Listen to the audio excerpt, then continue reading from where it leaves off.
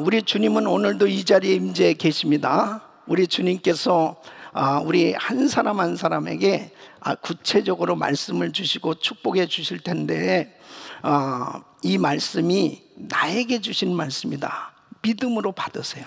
그럼 반드시 이 약속의 말씀이 내 생에 이루어질 것입니다. 여러분, 우리가 신앙생활 하면서 항상 믿는 사람은 누구나 다 간절한 바람이 있죠. 무엇에 대한 바람입니까? 은혜 받기를 사모하죠. 하나님의 은혜를 받기를 간절히 바라고, 또 하나님의 놀라운 축복을 사모합니다. 뿐만 아니라 하나님 앞에 쓰임 받기를 사모하죠. 이번 성회는 시간 우리 주님이 은혜를 주실 거예요. 우리 주님께서 시간 우리 성도님들에게 놀라운 영적인 축복을 주실 것입니다. 아멘 하는 사람은 그대로 이루어지는 거예요. 하나님께서 시간 은혜를 주실 것입니다. 시간 하나님께서 여러분들에게 말씀을 주시고 믿음대로 축복해 주실 것입니다. 그리고 주님 오시는 그날까지 하나님의 손에 붙들려 쓰임받는 평생이 잘 되는 복을 받게 될 것입니다. 할렐루야. 그래서 이번 집회는 축복 성회가 될 겁니다. 그래서 하나님 앞에 그런 기대감, 간절함을 가지고 이 집회에 참석하시길 바랍니다.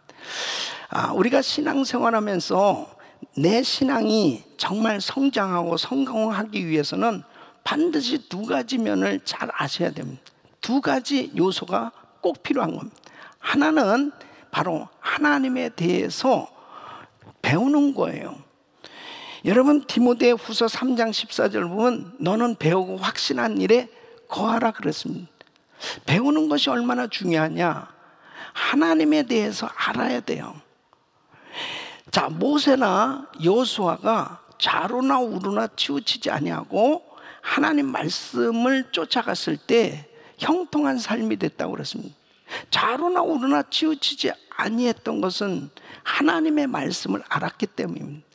바로 하나님의 말씀을 모르면 결국은 좌로나 우로나 치우치는 삶이 될 수밖에 없는 거죠. 그래서 하나님의 말씀을 배우고 말씀 훈련을 받는 건 너무나 중요한 것입니다.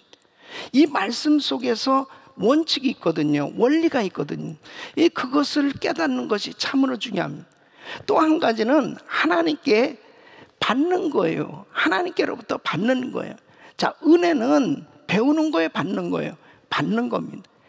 자, 고린도후서 6장 2절을 보면 보라 지금은 은혜 받을 만한 때요 그랬습니다. 은혜는 배우는 게 아니에요. 은혜는 받는 겁니다. 믿습니까? 두 번째는 성령은 받는 겁니다. 요한복음 20장 22절 보면 우리 주님께서 부활하시고 난 다음에 숨을 내쉬며 가라사대 때 성령을 받으라 그랬습니다. 성령은 배우는 게 아니야. 성령은 받는 겁니다. 사도행전 1장 4절 5절 보면 바로 예수님께서 이제 승천하시기 전에 제자들에게 말씀하신 거예요. 사도와 같이 모여서 저에게 분부해 가라사대 예루살렘 떠나지 말고 아버지가 약속하신 것을 기다려. 몇 날이 못해 성령으로 세례를 받으리라. 성령을 받으리라. 성령으로 세례를 받으리라. 그래서 성령은 받는 거예요. 여러분, 이 성령의 은사도 역시 마찬가지입니다. 성령의 은사도 받는 겁니다. 고린도전서 12장 11절 말씀 보면 성령께서 각 사람에게 은사를 나눠 주시느니라 그랬습니다. 이 성령 은사는 받는 겁니다. 여러분, 기도응답도 받는 거예요. 너희가 구하지 않을 사람 구하라 그리하면 받으리니 너희 기쁨이 충만하리라 그랬습니다. 그래서 우리는 신앙생활하면서 하나님께로부터 이 받는 것에 눈을 뜨셔야 돼요. 그러니까 사람들이 배운 것을 받은 것으로 착각하기 쉽습니다. 저는 초급반부터 중급반, 지도자반까지 다 이수했습니다.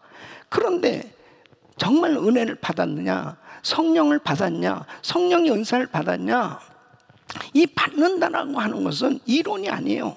실제로 내 삶에 구체적으로 체험되어지고 열매로 나타나야 되는 것입니다.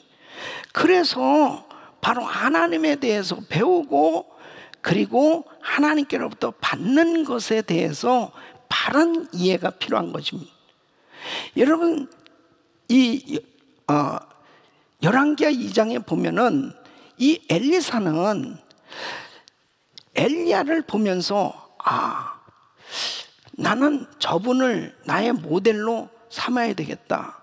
저분은 하나님께로부터 영감을 받아서 사역을 하는다 하는 것을 알았어요. 그래서 그의 마음에 간절한 사모함이 있었습니다. 그래서 이제 엘리야가 이제 승천하게 될 때, 떠나게 될 때 엘리사 마음이 다급해진 거예요. 그래서 결국은 길갈에서 베델로, 베델에서 여리고로 그 다음에 요단강을 건너가잖아요. 거기까지 쫓아간 거예요. 내가 내게 무엇하여 주기를 원하냐? 저는 선생님 받으신 그 영감을 갑절이나 내게 있기를 원하나이다. 그 영감을 받기를 원했어요. 갑절이나 받기를 원했어요.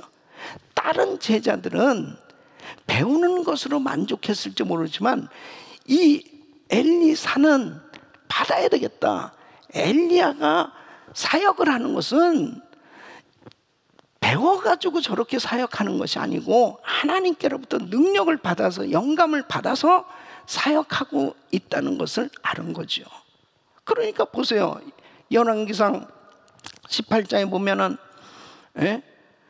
바알과 아세라 선지자들을 모아놓고 거기서 제단을 만들고 하늘에서 불응답하시는 신이 참 하나님이다. 기도할 때 하나님의 음성을 들었고 정말 기도하니까 하늘에서 불이 임했죠. 3년 6개월 동안 비가 오지 않았을 때 하나님의 음성을 들었잖아요. 내가 지면에 비를 내리리라. 다른 사람들은 다 그런 주님의 음성을 듣지 못하고 응답을 못 받을 때 엘리야는 받았단 말이에요. 그리고 정말 갈멜산에 올라가서 간절히 기도하니까 하나님께서 하늘문을 여시고 비를 쏟아 부어 주신 건, 엘리사는 곁에서 바로 또 그 역사적인 사건들에 대해서 너무나 가슴에 와닿는 거죠. 그걸 어떻게 배워가지고 그런 사역을 할 수 있냐 말이에요. 그러니까 자기도 이제 엘리야가 떠나면 이제 이 많은 사역들을 해야 되는데 하나님 앞에 자기는 감당할 길이 없는 거예요. 하나님, 엘리야에게 임한 저 영감을 저에게는 갑절이나 좀 주시죠. 그런 간절한 사모함이 있었어요. 그래서 결국 엘리사가 받았어요? 못 받았어요? 받았어요? 못 받았어요? 받았잖아요. 그러니까 성경을 보면은 엘리사는 엘리야보다 더 갑절이나 많은 기사와 이적을 행하는 걸 볼 수 있습니다. 하나님께로부터 받아야 돼요. 저는 이번 집회가 하나님께로부터 은혜 받는 집회가 되길 원합니다. 능력 받는 집회가 되길 원합니다. 성령 충만 받는 집회가 되길 원합니다. 아멘은 언제 하겠어요? 은혜 받는 집회가 되길 원합니다. 성령 충만 받는 집회가 되길 원합니다. 기도응답 받는 집회가 되길 원합니다. 믿습니까? 왜요? 하나님 살아 계시잖아요. 그래서 이 엘리사가 바로 엘리야를 롤모델로 바로 저가 받은 저 영감을 내가 받아야 되겠다. 그 결국 그의 생에 이루어졌잖아요. 저는 오늘 이번 집회 이 주제가 하나님 마음에 꼭 드는 사람입니다. 이 말씀은 저에게 체험되어진 말씀을 이번에 전해드리는 겁니다. 어떤 제가 그냥 연구해가지고 학문적인 것을 여러분들과 나누는 게 아니고 실제로 이 말씀이 내게 체험되어진 걸 여러분들에게 나누기를 원하는 거예요. 그 말씀이 바로 제가 은혜 받고 난 다음에 성경을 쭉 읽는데 오늘 이 본문 말씀 사도행전 13장 22절에서 다윗을 왕으로 세우시고 증거하라서 내가 이세 아들 다윗을 만나니 내 마음에 합한 사람이라 내 뜻을 다 이루게 하리라. 전 충격받았습니다. 우와, 하나님께서 내 마음에 합한 사람이라고 말씀하시는 거예요.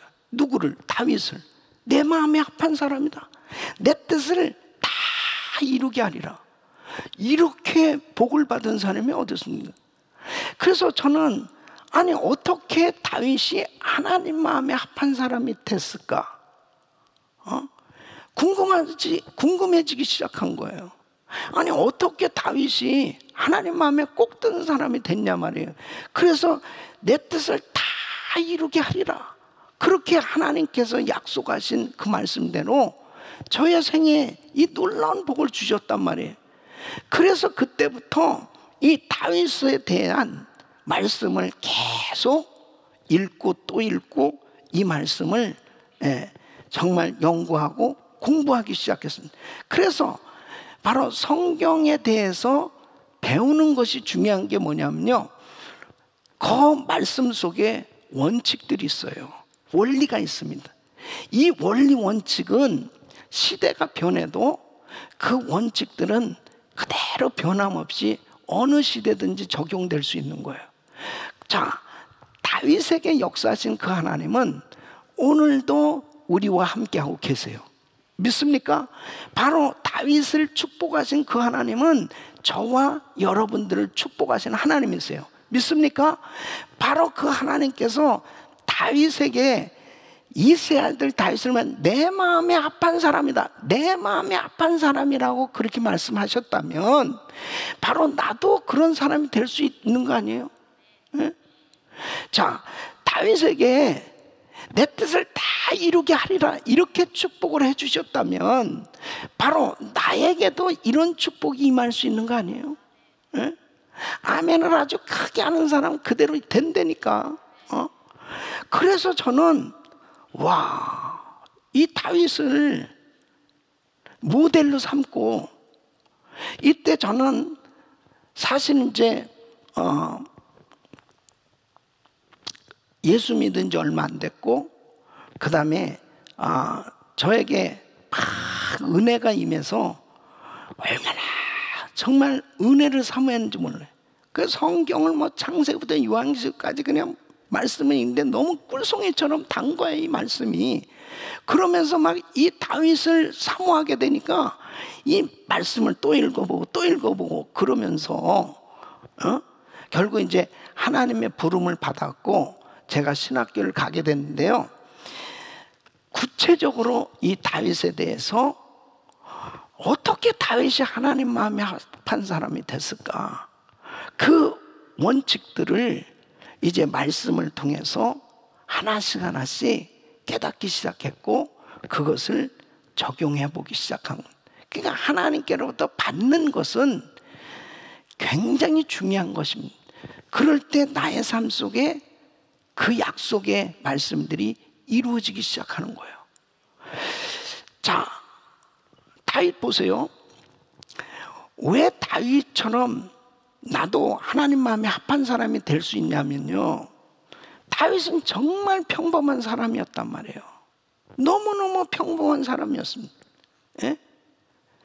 다윗이 이세 아들이 8아들이 있었습니다. 그 중에 말째예요, 다윗은. 근데 이제 사울을 패하시고 하나님께서 이제 한 왕을 세우기 위해서 사무엘 선지자를 통해서 이세의 아들 중에 한 아들을 택해서 기름을 부으라 그렇게 말씀을 하셨어요. 그래서 사무엘 선지자가 이세의 집을 찾아오는 거예요. 여러분, 사무엘 선지자가 어떤 사람입니까? 유명한 선지자네요. 그 선지자가 자기 집에 오신다고 그러는데 이거 뭐 대단한 귀한 손님 아니에요? 그 아들들을 다 모아놓으라고 그랬거든요. 그리고 예배 드린다고 그랬단 말이에요. 아니 근데 어떻게 말째 다윗이 어떤 면에서는 이 말째가 더 귀엽고 사랑을 받아야 되는데 7째 형들까지 다 그 귀한 자리에 갔는데 이 말자는 아버지의 양을 치고 있는 거예요. 어떤 면에서 보면요, 그 집안에서도 사실 주목받지 못한 아들이라고 볼 수 있어요. 뭐 좀 구체적인 뭐 얘기를 하면은 또 여러 가지 설이 많아요. 예. 그래서 사실은 별로 그렇게 주목받지 못하고 있었습니다. 그리고 다윗의 생애를 보세요. 정말 평범합니다. 사실 죄도 다 짓고, 예? 밧세바와 간음죄를 저질렀죠. 밧세바의 남편 그 충신인 우리아 장군을 뭐 죽인 거나 마찬가지잖아요.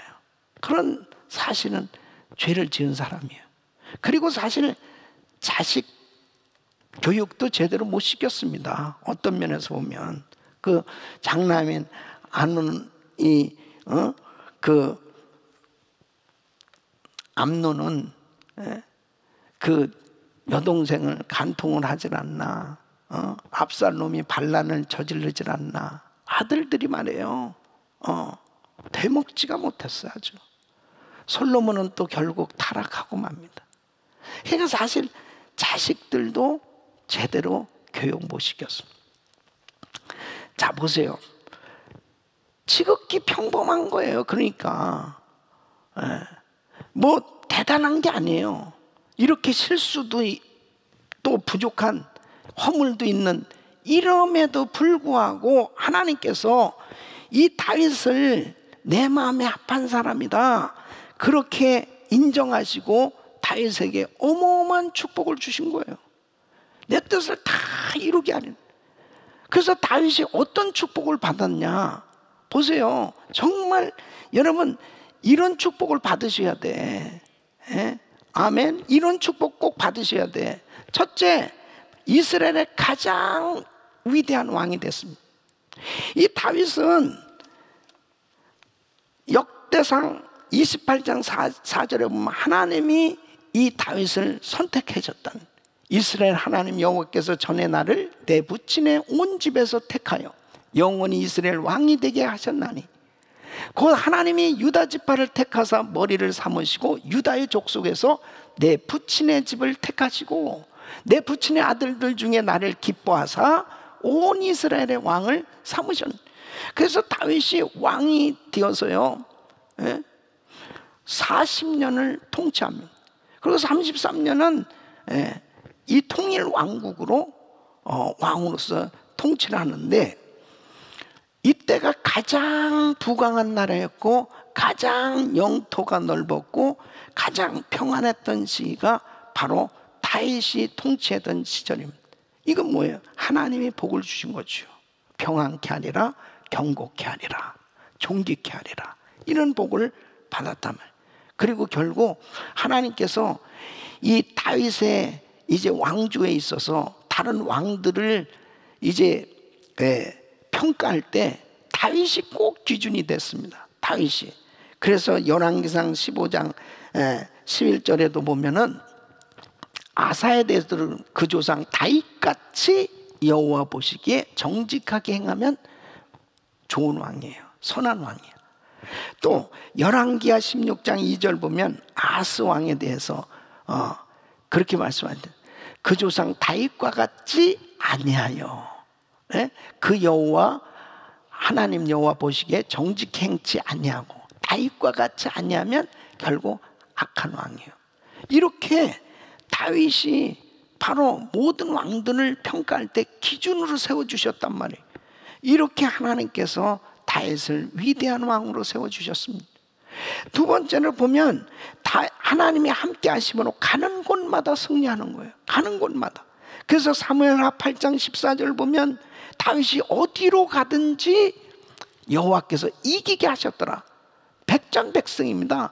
이 다윗은 그의 생에 많은 전투를 했어요. 한 번도 진 적이 없어요. 다 승리했습니다. 그 이유가 뭐예요? 사무엘하 5장 10절 보면 여호와께서 함께 계시니 다윗이 점점 강성해요. 하나님이 함께 해주시니까 승리했단 말이에요. 우리 성도님들과 주님이 함께 하심으로 승리하는 삶이 되시길 예수 이름으로 축원합니다.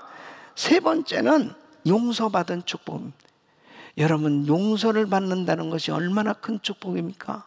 죄와 허물이 많은 다윗이에요. 그러나 다윗이 다 용서받았습니다. 그러나 여러분, 사울 보세요. 사울은 용서 못 받았어요. 결국 그 인생은 실패했죠. 사무엘하 12장 13절 보면 나단 선지자의 책망을 받고 난 다음에, 죄의 지적을 당한 다음에 내가 여호와께 죄를 범하였노라 회개한단 말이에요.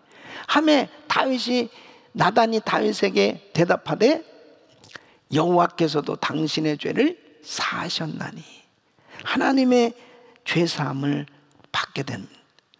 여러분, 예수 그리스도를 믿는 우리는 예수 그리스도 안에서 회개할 때 죄사함을 받게 되는 줄로 믿습니다. 용서받는 것이 가장 큰 은혜예요. 솔로몬, 그의 아들 솔로몬이 죄를 졌잖아요. 이 우상을 섬겼어요. 그 솔로몬 말년에. 그때 하나님이 너무너무 마음이 아프셨어요. 그냥 바로 징계하고 싶으셨는데 열왕기상 11장 34절 보면 누구 때문에요? 다윗 때문에. 다윗 때문에 그의 생애에는 그냥 용서해 주신 거예요. 내 종 다윗이 내 명령과 내 법들을 지켰으므로 내가 저를 위하여 솔로몬의 생전에는 온 나라를 그 손에서 빼앗지 아니하고. 참, 그러니요, 이 다윗을 얼마나 하나님이 사랑하신 거예요. 에? 그렇게 허물과 죄가 많음에도 불구하고 하나님께서 다윗을 용서해 주시고, 이 자식이 잘못했을 때도 다윗 때문에 그를 용서해 주실 만큼 그렇게 다윗은 하나님께 사랑을 받았습니다. 가장 큰 축복은 뭐예요? 그의 형통으로 그토록 기다리던 메시아 그리스도가 나오시게 된 거예요. 그래서 오늘 이 본문 보면 사도행전 13장 23절 보면 하나님이 약속하신 대로 이 사람의 씨에서 이스라엘을 위하여 구주를 세우셨으니 곧 예수라. 그래서 마태복음 1장 1절 보면 족보에 이렇게 기록하고 있습니다. 아브라함과 다윗의 자손 예수 그리스도의 세계라. 그러니까 육신적으로 다윗의 자손으로 예수님은 이 땅에 오신 것입니다. 그래서 결국 계시록 22장 16절 보면 이제 다시 오실 예수, 재림하실 예수님에 대해서 이렇게 주님이 증거하십니다. 나 예수는 교회들을 위하여 내 사자들 보내 이것들을 너에게 증거하게 하였노라. 나는 다윗의 뿌리요 자손이니. 그렇게 소개하고 계세요. 우리 사랑하는 성도 여러분, 다윗이 어떻게 이렇게 복을 받았냐 말이에요. 에? 따라하겠습니다. 주여, 저에게도 이런 은혜를 주옵소서. 주여, 저에게도 이런 은혜를 주옵소서. 내 평생에 이런 복을 주옵소서. 내 평생에 이런 복을 주옵소서. 아멘. 자, 우리 옆 사람에게 이렇게 인사합니다. 아무래도 당신은 이런 복을 받을 것 같아. 아무래도 당신은 이런 복을 받을 것 같아. 인상 쓰지 말고 확실하게 하세요. 주여, 저에게도 이런 은혜를 주옵소서. 주여, 내 평생에 이런 복을 주옵소서. 할렐루야. 이번에 집회에 참석하신 분들은 수지 맞았어요. 이런 복이 임한다니까요. 이런 은혜가 임한다니까. 다윗에게 역사하신 하나님, 저와 여러분들에게 역사하시는 줄로 믿습니다. 하나님, 이런 은혜를 주세요. 이런 복을 주세요. 내 평생에 이런 복을 받길 원합니다. 이렇게 간절히 사모하면서 이번 집회 참석하시는 거예요. 그래서 아주 구체적으로 다윗에게 왜 하나님이 이런 복을 주셔야만 하는지, 어떤 중심을 가졌길래 도대체 다윗을 하나님 마음에 합한 사람이라고 하나님께서 그렇게 인정하셨는지, 그 원칙들을 한 가지 한 가지씩 살펴보시면서 그 말씀을 내 것으로 만드는 거예요. 다윗이 그렇게 살았다면 나도 그렇게 살 수 있거든요. 나도 그렇게 행할 수 있어요. 못할 것을 그냥 기준으로 삼고 하라고 그러면요, 너무 거리감이 있어서 못합니다. 아예 그냥 질려버려요. 근데 다윗이 정말 그 하나님 앞에서 하나님 마음에 합한 그 중심을 가질 수 있었던 것은요, 다 할 수 있는 거예요. 예. 그러니까 은혜죠. 그러니까 은혜. 여러분, 이제 사무엘 선지자를 통해서 이새의 집에 가서 이제 아들들 가운데 기름을 붓는 거예요. 기름을 부으려고 그러는데 첫째 아들을 딱 보니까 와, 정말 이 엘리압은 너무너무 용모도 훌륭하고 너무너무 잘생기고 모든 면에서 대단한 거예요. 아, 이 아들이구나. 근데 사무엘상 16장 7절에 보면 여호와께서 사무엘에게 이르시되 그 용모와 신장을 보지 말라. 내가 이미 그를 버렸노라. 나의 보는 것은 사람과 같지 아니하니 사람은 외모를 보거니와 나 여호와는 중심을 보느니라. 사람은 외모를 보지만 나 여호와는 중심을. 둘째도 셋째도 넷째도 다섯째도 여섯째도 일곱째도 아니요. 도저히 그러면 이 집에 아들이 없냐고. 아들이 하나 있다고. 말째가 지금 양을 치고 있다고. 그 아들 데려오는. 그래서 이 다윗에게 기름을 붓게 되는데요, 나 여호와는 중심을 보느니라. 여러분, 다윗과 사울의 차이가 어디 있습니까? 사울을 패하시고 왜 다윗을 세웠어요? 사실은 뭐 두 사람이 어떤 면에서 이렇게 그의 생애에 누가 인격적으로 도덕적으로 누가 올바로 잘 살았느냐 이런 걸로 보면은 다윗이나 사울이나 별반 차이도 없어요. 근데 뭐에 차이가 있는지 아세요? 이 사울은 자꾸 사람을 의식하고 살아요. 사람만 의식해. 근데 다윗은 하나님을 의식하는 삶이 된 거예요. 나 여호와는 중심을 보느니라. 이 말씀 뭐냐면 하나님 앞에서의 삶이 되고 있는 거예요. 그러니까 보세요. 사울은 어디에 딱 걸려들었냐면은 사울이 죽인 자는 천천히요 다윗이 죽인 자는 만만히로다. 이 소리 딱 들었을 때요, 이게 시기 질투가 확 생겨져 버리는 거예요.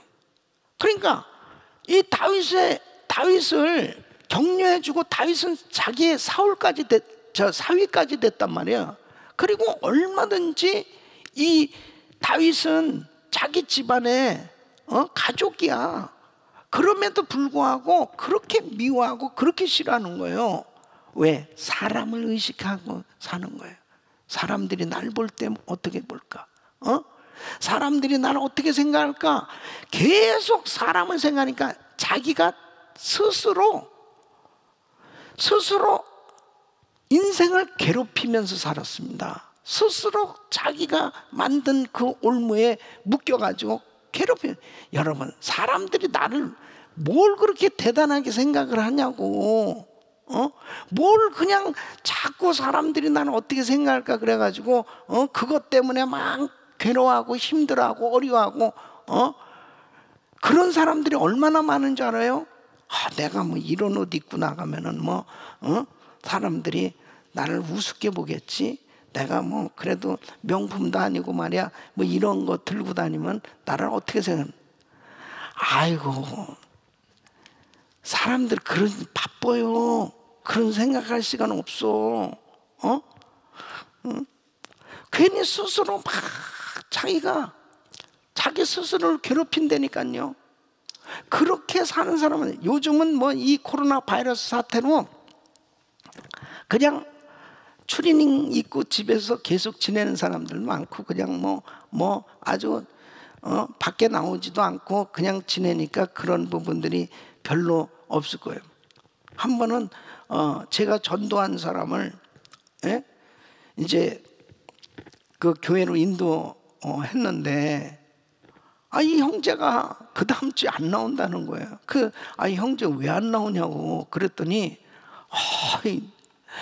교회 갔더니 그냥 자기 차는 너무 그냥 중고차, 그냥 너무 다른 그 교인들 차는 너무 좋은 차인데 자기 차가 너무 그냥 누추해가지고 창피해가지고 자기가 새 차를 사면 나온다는 거예요.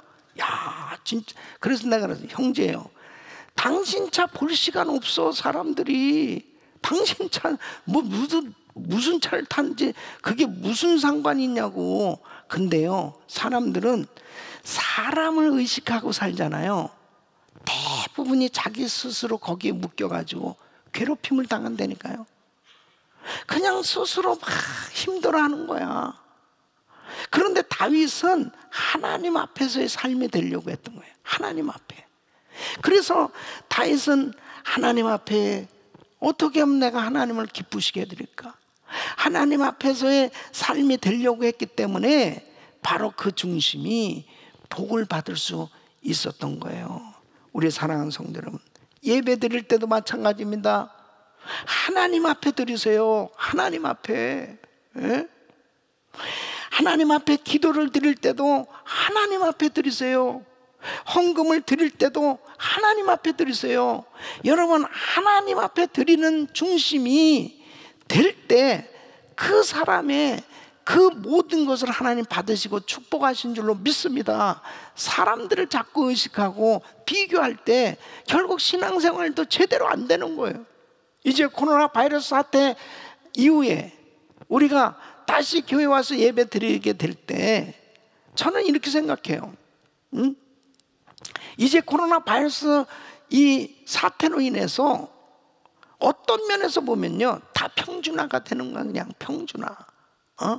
야, 인생이 뭐 정말 아무것도 아니구나. 뭐예요 이게? 아무것도 하지 못한, 뭘 할 수가 있어요? 그럼 뭐 인생이 다 마찬가지지. 가진 자나 못 가진 자나 배운 자나 못 배운 사람이나. 하나님 앞에서의 삶이 되면 성공이라니까요. 자꾸 비교하지 말라고요.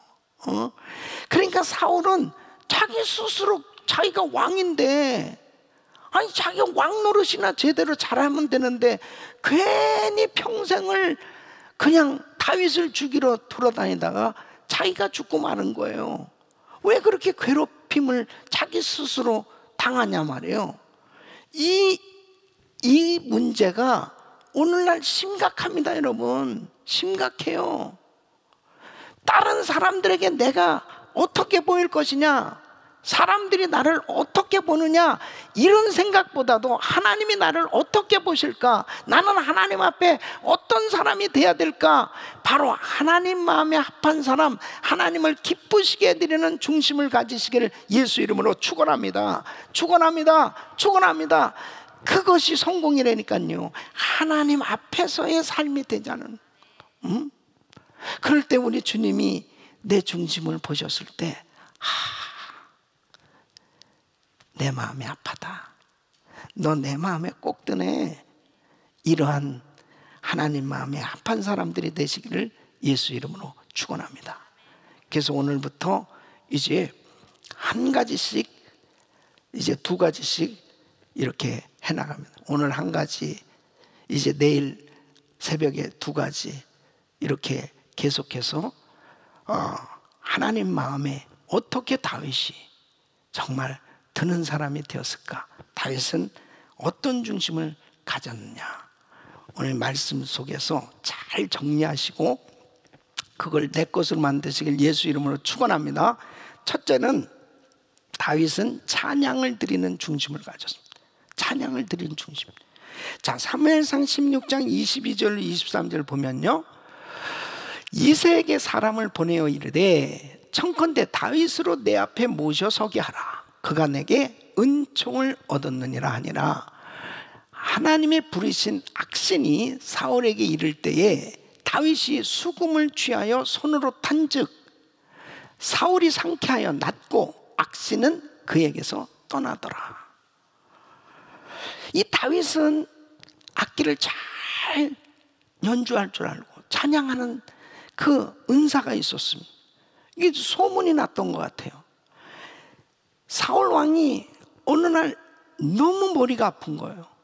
막 이 악한 영이 역사하니까 막 견딜 수가 없는 거예요. 그러니까 아니 누가 좀 연주하고 이렇게 좀 마음을 차분하게 이렇게 해줄 수 있는 사람 없을까 찾는데 이새의 아들 가운데 다윗이라는 청년이 그렇게 찬양을 잘한다는데요, 소문이 난 거예요. 데려와라. 그래가지고 다윗이 사울 왕 앞에서 이 수금을 탑니다. 수금을 타면서 찬양을 하는데 악한 영이 떠나가는 거예요. 여러분 보세요. 바로 여기서 악신이 떠났다는 건 뭐예요? 영적인 겁니다. 영적인 거예요. 그러니까 바로 찬양만 잘한다고, 연주를 잘한다고 해서 악한 영이 떠난 게 아니에요. 바로 성령님이 역사하신 거죠. 그러니까 바로 이 다윗은 그의 마음이 하나님 앞에 올려진 거예요. 찬양이 온전히 하나님 앞에 드려진 겁니다. 이 다윗이 어렸지만은 아버지의 양을 치면서 어려서부터 수금을 타고 찬양을 늘 하던 사람이었어요. 그러니까 이 다윗은 평소에 찬양이 몸에 밴 거죠. 이 늘 하나님 앞에 찬양을 올려드렸던 사람이란 말이에요. 여러분 이게 얼마나 중요하냐면 다윗이 유명한 어떤 위대한 왕이 되기 전에 그가 어떤 정말 이스라엘의 영웅이 되어지기 전에 먼저 예배자가 됐던 거예요. 찬양하는 사람이었단 말이에요. 그러니까 바로 진정으로 하나님을 찬양하는 그 중심이 그에게 있었어요. 그러니까 하나님이 그의 찬양을 받으시고 역사하신 것입니다. 여러분 시편 150편 가운데 73개의 시편은 다윗이 기록하고 있습니다. 그러니까 다윗이요 그렇게 고난 가운데 엄청난 그 환난과 시험을 당했잖아요. 아마 뭐 다윗같이 이렇게 또 어려움을 오랫동안 겪은 사람도 없을 만큼 그렇게 힘든 역경의 시간이 있었지 않습니까? 그럴 때 대부분 어려울 때 이 시편을 기록했거든요. 그건 뭐예요? 너무나 실망하고 원망하고 그냥 그 마음에 낙심하고 좌절하기 쉬울 때에 다윗은 찬양을 한 거예요. 여러분 이렇게 힘들 때 찬양을 할 수 있었던 것은 그가 평소에 하나님 앞에 늘 찬양을 드리는 중심을 가졌기 때문입니다. 여러분 이 다윗은 그냥 배워가지고 찬양을 한 게 아니에요. 연주를 한 게 아니에요. 그냥 형식적으로 하는 사람이 아니에요. 그냥 삶으로 하나님을 늘 찬양하는, 하나님을 높여드리는 그런 중심이 있었던 거예요. 늘 하나님을 찬양하는 그 찬양을 하나님이 받으신 것이죠. 여러분 이사야서 43장 21절에는 인생을 하나님께서 창조하신 목적을 이렇게 말씀하십니다. 이 백성은 내가 나를 위하여 지었나니 나의 찬송을 부르게 하려 하면, 하나님 앞에 찬양 드리는 인생이 복된 인생인 줄로 믿습니다. 바로 다윗의 그 마음에 늘 우리 하나님을 찬양하는 이 찬양하는 중심이 하나님 마음에 쏙 드는 사람이 된 겁니다. 자 보세요. 이렇게 고난 가운데서도 하나님을 찬양했잖아요. 그럼 왕이 되었을 때 어떻게 됐습니까? 왕이 되어서 이제 통일 왕국을 이뤘다니까요. 그리고 법궤가 이제 다윗성으로 모셔오는 그때에 다윗이 사무엘하 6장 14절에 보면 막 백성들이 다 보는 앞에서, 예? 백성들이 다 보는 앞에서 사무엘하 6장 14절 보면 여호와 앞에서 힘을 다하여 춤을 췄다 그러더니, 힘을 다하여 춤을 췄습니다. 예. 그래 허벅지가 보일 정도로 힘을 다해서 춤을 췄다는. 근데 거기서 보면 사무엘하 6장 14절에 여호와 앞에서 힘을 다하여 춤을 추는데 누구 앞에서요? 여호와 앞에서. 그러니까 왕이지만은 하나님을 너무나 찬양하고 싶었던 거예요. 그러니까 그 허벅지가 보일 정도로 그렇게 춤을 추면서 하나님을 찬양했습니다. 율동의 원조는 다윗이다, 그런 전설이 있어요. 그의 아내 미갈이 나와보지도 않고 창문으로 싹 이렇게 봤어요. 야, 왕이 저거 뭐야 도대체, 채통도 없이. 사무엘하 6장 21절에 보면은, 예? 그렇게 도대체 왕이 채통도 없이 어떻게 그렇게 합니까? 그러면서 바가지를 긁었어요. 그러니까 다윗이 미갈에게 이르되 이는 여호와 앞에서 한 것이라. 자 보세요, 여호와 앞에서 한 것이라. 예. 사람 앞에서 한 거 아니야. 하나님 앞에 한 거야. 저가 네 아비와 그 온 집을 버리시고 나를 택하사 나로 여호와의 백성 이스라엘의 주권자를 삼으셨으니 내가 여호와 앞에서 뛰놀리라 그랬습니다. 하나님 앞에서 한 거야. 하나님 앞에서. 여러분 우리 교회도 율동을 합니다. 오랜만에, 예? 오늘 율동팀 제가 기도하는 가운데 딱 율동팀 한번 하자. 율동팀. 예? 그냥 이 코로나 바이러스 때문에 아주 그냥 사람들이 막 그냥 주눅이 들어서 다 이럴 때 율동 좀 한번 하자. 그럼 오늘 율동을 처음 하니까 어때요? 좋죠. 우리 교회는 이래야 돼. 그냥. 그래서 그럴 때 사람들이, 여러분 이게 율동이 쉬운 건 줄 알아요? 예? 여러분 왕이 이렇게 뛰놀더라, 이거 쉬운 건 줄 알아요? 어렵습니다. 여러분 이게 손이 여기까지 올라가는, 이게 멀고도 험한 길이라는 거 알죠? 이거 여기까지 올라오는데 5년 걸린 사람이 있어요. 여기까지 오면 10년 걸린 사람이 있어요. 이거는 완전히 그냥 하산 수준이야. 이건 어렵다니까요. 자 보십시오. 왜 그래요? 영적이기 때문에 그렇습니다. 영적. 사도행전 3장 8절에 보면 나면서 안진뱅이 된 사람 있잖아요. 성전 문 앞에 두던 자라 그랬습니다. 구걸하며 살았어요. 이 사람이 이 베드로와 요한을 통해서 복음을 듣고 안수기도 받고 일어났어요. 고침받는데 뛰어서서 걸으며 그들과 함께 어디로 들어가요? 성전으로 들어가면서 걷기도 하고 뛰기도 하며 하나님을 찬미하니 그런. 그러니까 누가 이 나면서 안진뱅이 된 사람, 고침받은 사람아, 당신 이제 이렇게 고침받았으니까 성전 안에 들어가서 예배 드려야 돼, 당신 찬양해야 돼, 이런 거 가르치지 않았어요. 그냥 은혜 받으니까 제일 먼저 한 것이 하나님을 찬양한 거예요. 이게 영적인 변화입니다. 에베소서 2장 1절 보면 죄와 허물로 죽었던 너희를 그랬습니다. 모든 인생은요 죄와 허물로 죽어버렸어요. 죽어버린 영혼은 결국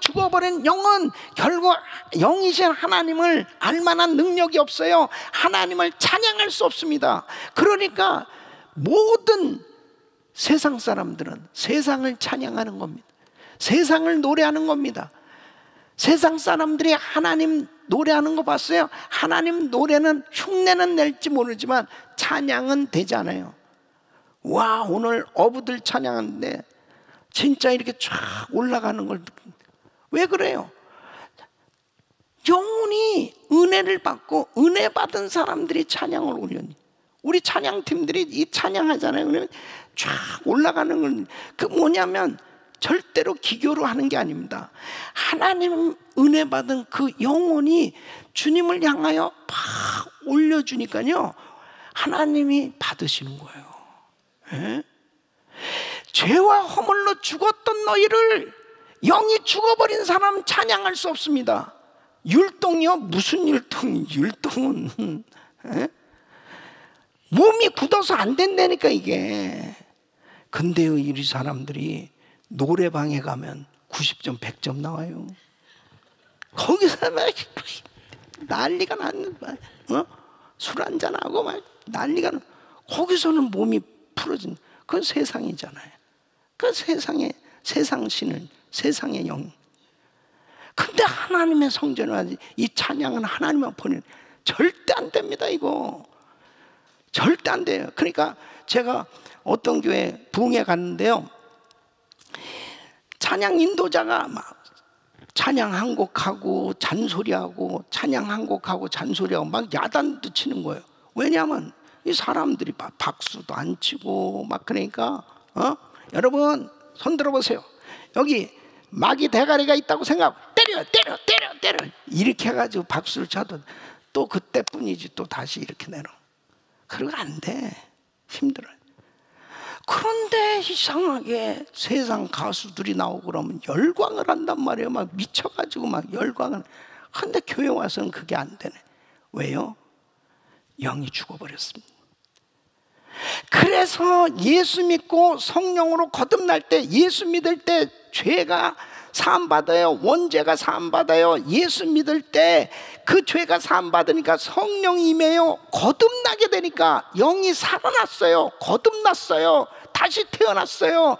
비로소 그때서야 영이신 하나님, 위대하신 하나님을 찬양하게 되는 거예요. 그러니까 감격하는 거죠. 이 찬양 시간이 너무 감격스러운 거예요. 다윗은 내가 여호와 앞에 뛰놀리라. 여호와 앞에 뛰노는 거야. 사람한테 하는 게 아니야. 미갈은 사람을 의식하고 있었어요. 저 왕이 채통도 없이. 무슨 채통이에요? 하나님 앞에서는 다 어린애지. 하나님 앞에서 다 어린애지. 대통령이고 장관이고 뭐 할 것 없이 하나님 앞에서 다 어린애지. 하나님 앞에서 그렇게 뛰놀 수 있는 그런 영적 실력자들이 되시기를 바랍니다. 하나님을 기쁘시게 해드리는 거예요. 그러니까 하나님이 너무 기뻐하시잖아요. 이런 다윗을 축복 안 할 수 있습니까? 아니 자기가 그냥 고난 가운데 있을 때는 그냥 그래 뭐 하나님을 찬양하면서 하나님의 도우심을 구한다고 그래요. 이제 자기 통일 왕국의 왕이 됐어요. 그럼 이제 좀 점잖 좀 빼야 될 거 아니에요. 미갈 얘기대로 이 거룩한 모습으로 위엄을 갖추고, 대부분 왕들이 다 그렇잖아요. 어디서 백성들 앞에서 채통 없이 허벅지가 보일 정도로 뛰놀고 그러냐 말이에요. 하나님 앞에서 찬양하는 중심을 가졌기 때문에 그의 마음이 그냥 하나님을 찬양하고 싶어 견딜 수가 없다니까요. 이거는요, 그냥 이 다윗 자신이 예배자가 돼 있는 거예요. 찬양하는 사람이 돼 있는 거예요. 우리 사랑하는 성도 여러분, 바로 여러분들은 이렇게 다윗처럼 찬양하는 사람이 되시기를 축원합니다. 예배자가 되시기를 축원합니다. 그래서 그냥 어느 순간에도 찬양이 그냥 흘러나와야 돼요. 그냥 찬양이 저절로 흘러나와. 저절로 하나님을 높여드리고, 이럴 때 하나님께서 역사하시는 것입니다. 시편 22편 3절에 보면 바로 찬송 가운데 거하시는 하나님이라고 말씀하고 있습니다. 찬송 가운데 거하시는 하나님. 여러분, 이스라엘의 역사 가운데 보면 찬양할 때 기적이 일어나는 사건들이 참 많습니다. 이 역대하 20장에도 보면 이 여호사밧 왕 때 암몬과 모압 연합군이 쳐들어왔잖아요. 그때 그 연합군을 감당할 수가 없었어요. 그때 여호사밧이 기도하면서 하나님이 그에게 감동을 주시고 은혜를 주신 게 하나님을 높여드려 주님이 하셔야만 될 수밖에 없습니다. 그래서 성가대를 구성하잖아요. 그 참 어떤 면에서 엉뚱하죠. 성가대를 구성하고 그 다음에 성가대를 앞세웁니다.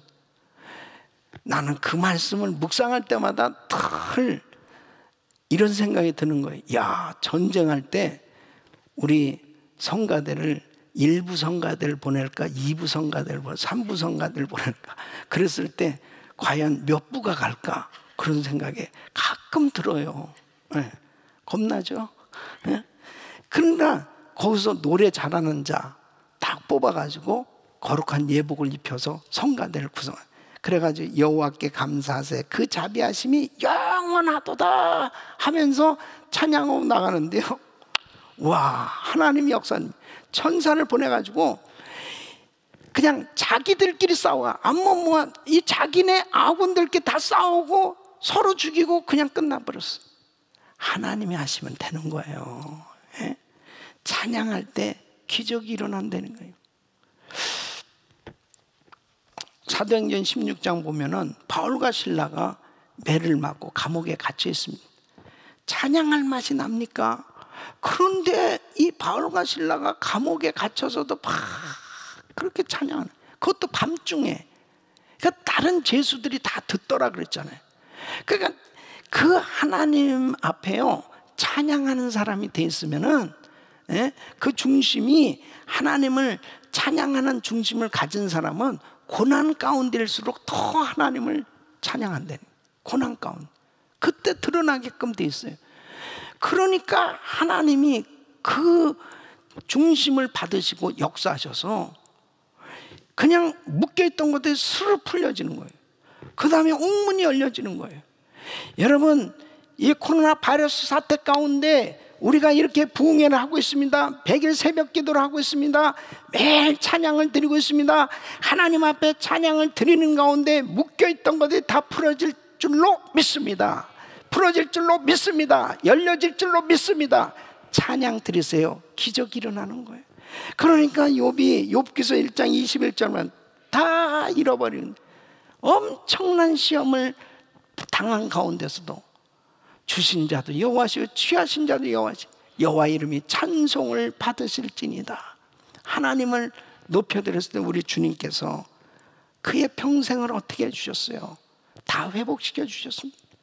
여러분, 지금 가장 힘들고 어려워서 막 입에서 그냥 욕이 나오고 원망이 나오고 막 저주가 나오고 막 안 좋은 얘기가 막 쏟아져 나올 수 있는 그런 시기예요.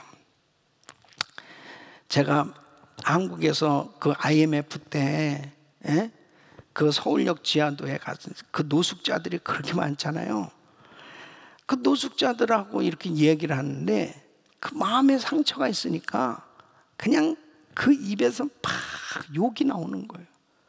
정부를 욕하고 자기 아내를 욕하고 막 사람들을 욕하고 환경을 욕하고 막 그 마음이 완전히 상해가지고 그 주저앉아 버리는 거예요. 그런데 이 사람들이요, 정말 노숙자 집회를 통해서 예수를 믿고 은혜를 받고 나니까 그 영혼이 살아났어요. 죽었던 영혼이 살아났단 말이에요. 그리고 회복됐어요. 그리고 그 입술에 찬양하는 입술이 됐을 때 하나님이 모든 걸 회복시켜 주시더란 말이에요. 예? 여러분, 찬양해야 열려져요. 찬양하지 않고 지금 이런 코로나 바이러스 이 사태, 이런 시기일수록 우리 예수 믿는 사람 더 찬양해야 된다니까요. 더 하나님을 높여드리고 더 찬양해야 돼요. 믿습니까? 제가 이번에 온라인으로 이렇게 부흥회를 결정한 것도 그거예요. 100일 새벽 기도에 우리 성도들이, 오늘이 60일째거든요. 예. 아직도 40일 남았어요. 근데 이렇게 하는데 목사님이 힘드시지 않을까? 이렇게 또 매일 이 집회를 부흥회를 한다는 거. 저도 갈등이 있었죠. 근데 우리 성도님들이 지금이야말로 더 다른 것보다 하나님 앞에 찬양하는 시간이라는 것을 너무 이 마음에 감동이 오는 거예요.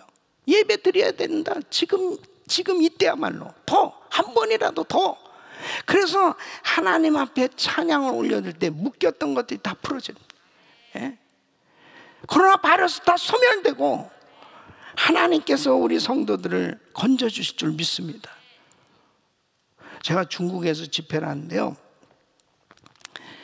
말씀 전하고 막 그 찬양을 하는데, 막 뒤에 아기를 업은 아줌마가 참석했는데, 막 이 아줌마가 우는 거야. 근데 아기가 막 우는데 아기 우는 소리가 굉장히 커요. 그래서 빨리 사람들이 다 하도 막 울고 그러니까 데리고 나가야 되는데, 엄마가 같이 우니까 애가 우는 건지 자기가 우는 건지 잘 분간이 안. 그렇게 막 은혜가 임하니까요, 그냥 서서 말씀 듣고 예배를 드리고 찬양을 드리는 가운데 그냥 방언을 다 받는. 그러면서 막 회개가 터진 거예요. 막 이 엄마도 엉엉대고 울고 애도 울고, 애는 성령 받아서 우는 건지 그냥 엄마 때문에 우는 건지 그건 모르겠어요. 그 어쨌든 막 너무. 그 다음에 귀신이 드러나서 막 깍깍대고 떠나가는데요, 찬양 가운데 주님이 임재하셔서 역사하신 겁니다. 그러니까 여러분, 하나님 앞에 성령 충만한 집회를 드리잖아요. 성령님이 역사하시기 시작하는 겁니다. 우리 사랑하는 성도 여러분, 이번에 우리가 이게 부흥회 하면서 집에 가급적 이렇게 화면 TV도 큰 거 좀 구입해 놓고 아예 연결해 가지고 그냥 뭐 조그만 스마트폰 가지고 이렇게 보는 것보다 제대로 좀 집회 준비를 하란 말이에요. 그리고 찬양할 때도 제대로 막 똑같이 같이 막 그 마음을 어떻게든지 내가 은혜 받으려고 찬양부터 시작해서 막 같이 기도하고, 그렇게 해서 말씀을 받으면서 여러분 중심이 하나님 앞에 온전히 올려질 때 기적이 일어날 줄 믿습니다. 기적이 일어날 줄 믿습니다. 하나님 앞에 찬양하는 삶이 돼야 됩니다. 저는 제가요, 제일 제가 좋아하던 찬양이, 요즘 또 뭐 이렇게 좀 바뀌고 그랬지만 옛날에는 난 예수가 좋다오, 난 예수가 좋다. 이 찬양 한때 엄청 불렀습니다. 예. 이 찬양을 막 뭐 차 타고 다니면서도 그러고 막 걸어가면서 계속 한때 이 찬양이 그렇게 막 내 마음에 계속 오는 거예요. 그 이 찬양을 부르는데 주님이 야, 나도 네가 좋다 그래요. 아멘 좀 하시오. 나도 네가 좋다 그러면 그냥 끝나는 거예요. 여러분, 주님이 좋다시는데 뭐 이게 찬양입니다. 이게 찬양이에요. 여러분, 고백대로 하나님 앞에 그렇게 한번 힘들고 어려울 때 더 찬양을 해보세요. 여러분이 고통스러울 때 더 찬양을 드려보세요. 다윗은 자기가 힘들고 어려울 때나 왕이 되었을 때나 좋았을 때나 잘 됐을 때나 어려웠을 때 한결같이 찬양을 드리는 중심이 되었어요. 그래서 하나님이 그 중심을 기뻐 받으시고 그에게 축복하지 않을 수 없었다니까요. 사람들이 좀만 어려우면 찬양하고 싶어지지 않아요. 좀만 괴로우면 그냥 찬양 안 해. 그런 중심이 아니고요, 내가 고통스럽고 힘들고 어려워도 더 하나님을 가까이 하고 더 찬양을 하고, 좋은 일이 있고 정말 감사한 일이 있을수록 더 또 찬양하고. 그러니까 어때요? 바로 시편 50편 6절의 말씀처럼 호흡이 있는 자마다 여호와를 찬양할지어다. 할렐루야. 호흡이 있는 자마다 내 호흡하는 동안 주님을 찬양하고 살겠습니다. 하나님, 내가 호흡을 다하는 그날까지 찬양하며 살겠습니다. 그래서 히브리서 13장 15절에는 이러므로 우리가 예수로 말미암아 항상 찬미의 제사를 하나님께 드리자. 이는 그 이름을 증거하는 입술의 열매니라. 항상 찬미의 제사를 하나님 앞에 올려드릴 수 있기를 바랍니다. 그때 하나님이 그렇게 기뻐하신 거예요. A.J. 고든 목사님이라고요. 이분이 무디 목사님하고 한때 같이 복음주의 운동하셨던 아주 훌륭하신 분입니다. 이분이 한 주간 막 장례식을 여러 건 치르고 그냥 너무 피곤하고 힘들어서 주일 설교를 제대로 못 준비한 거예요. 그러니까 토요일 날 막 그냥 힘들게 준비하다가 잠이 드는 겁니다. 그 꿈을 꿨어요. 꿈에 그 다음날 주일의 현장에 딱 이렇게 나타난 거예요. 자기가 허둥대면서 설교 준비를 해가지고 좀 늦게 교회 도착한 성도들이 다 모여 앉아 있는 거예요. 그 말씀을 전하는데 중간쯤에 아주 위험 있고 근엄하신 한 분이 이렇게 자기를 주목하는데 자기가 꼭 그분을 향해서 설교하는 것처럼 이렇게 빨려 들어가더라는 거예요. 저분을 설교 끝나고 좀 만나야 되겠다. 그러면서 설교를 끝나고 나가서 성도들 인사하러 갔는데 그분이 없는 거예요. 그 안내하는 집사님은 혹시 그런 새로 오신 분, 그분 어디 있냐? 이미 가셨다고. 좀 마음에 이상하게 참 아쉽다는 생각이 드는데 그 안내하는 집사님이 그런 목사님 그분 모르세요? 그분 예수님이시잖아요. 예수님? 내가 그냥 설교 그냥 축 썼을 때 어떻게 예수님이 그냥 오셨네. 막 그러면서 막 너무 안타까워 하면서 좀 아쉬워하니까 그 집사님이 예수님이 가시면서 이렇게 말씀하셨어요. 다음 주에도 또 오신다고.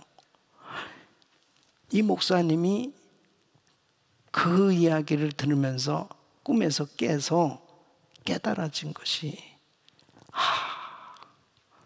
주님은 항상 우리 예배를 다 보고 계시고 그리고 우리 찬양을 다 듣고 계시고 우리의 모든 것을 다 보고 계시는 그 주님, 그분이 항상 임재해 계신다는 것을 왜 내가 이렇게 그냥 간과하고 지냈는가? 그것이 그의 생에 큰 변화가 되는 계기가 됐다는 거예요.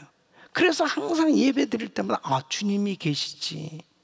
그래서 그 주님 앞에서의 찬양과 예배가 되려고 그렇게 자기 스스로 노력하면서 놀라운 부흥을 경험했다는 것입니다. 사랑하는 성도 여러분, 다윗처럼 주님 앞에서의 찬양, 주님 앞에서의 예배가 될 수 있기를 바랍니다.